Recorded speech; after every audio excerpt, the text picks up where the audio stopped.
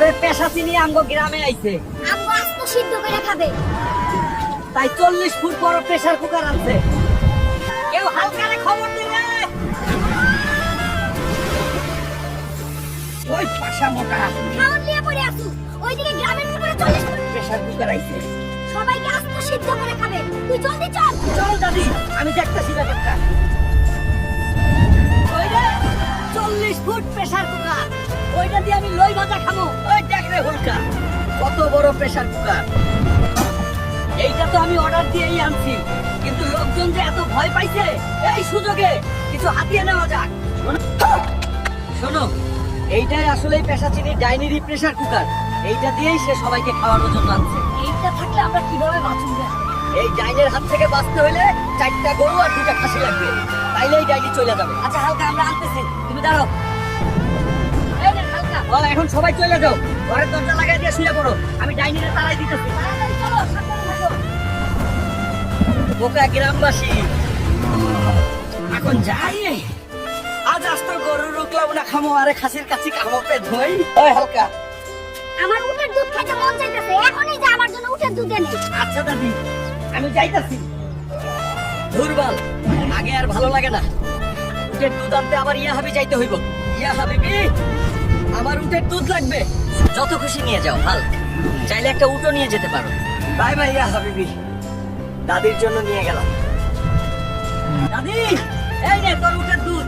আর আমি আজ এই উটটা রোস্ট করে খাবো। দুধে আমার হবে না, উটটাও লাগবে আমার। দাদি রে, এটা আমার। ওই মাথা মোটা থানোস, আমরা মতো বসে থাকিস না, এখনই আমার জন্য নদী থেকে কুমির ধরে আন। এমন করতে দিলি না। আচ্ছা, আমি যাইতাছি। এখন বুঝে পারলাম কেন হালকা বাড়ি থেকে বিদেশ চলে গেছিল। যাই, একটা মাছ ধরে নিয়ে যাই বুড়ির জন্য। এই তো বুড়ির দাদির জন্য ইলিশ মাছ পেয়ে গেছি। ওই বেড়া, এখনই আমার সাথে চল দাদির কাছে। ওরে পাশা মোটা থাস, আমি যাব না, তোর সাথে কি করবি তুই? যাবি না মানে? আর বাইরে না থানস ভাই,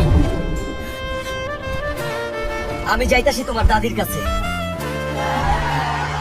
দাদি, এই নে তোর নদীর মাছ, রান্না করে মরণেরও খাও, খা। আমারে ছেড়ে দে। ওরে পাশা মোটা, তোকে আরো অনেক কাজ করতে হইব। রে কি শীত পড়ছে। আজ 32 দিন হলো গোসল করি না। বউ ঘরে ঢুকতে দেয় কিনা খুব চিন্তায় আছি। ওই হাল্ক, আর কতদিন জামানের মতো গোসল না করে থাকবি? আজ গোসল না করলে ঘরে উঠা নাই।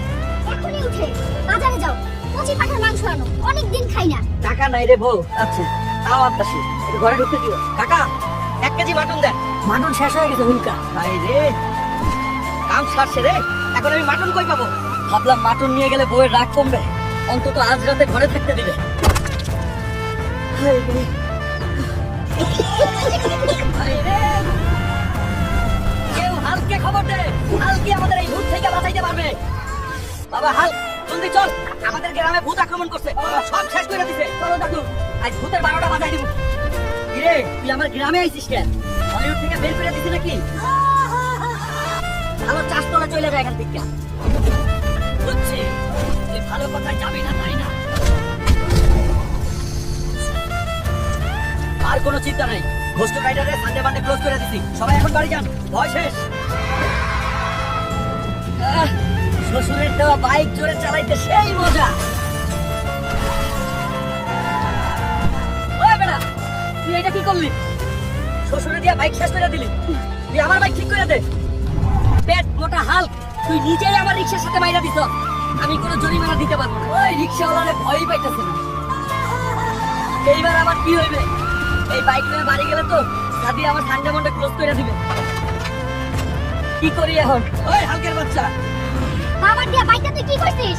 তাড়াতাড়ি বাইকটা ঠিক করে আন, নাহলে তোর খবর আছে। এই নে হালকা, 30,000 টাকা।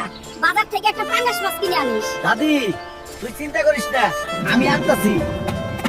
আজও বুড়ি দাদির টাকা পাইছি, আজও মেরে দিব। আজ শুধু চিকেন আর চিকেন খাবো। ওই বেটা, যত যা আছে নিয়ে আয়, আজ খাওয়া হইব উড়া ধুরা।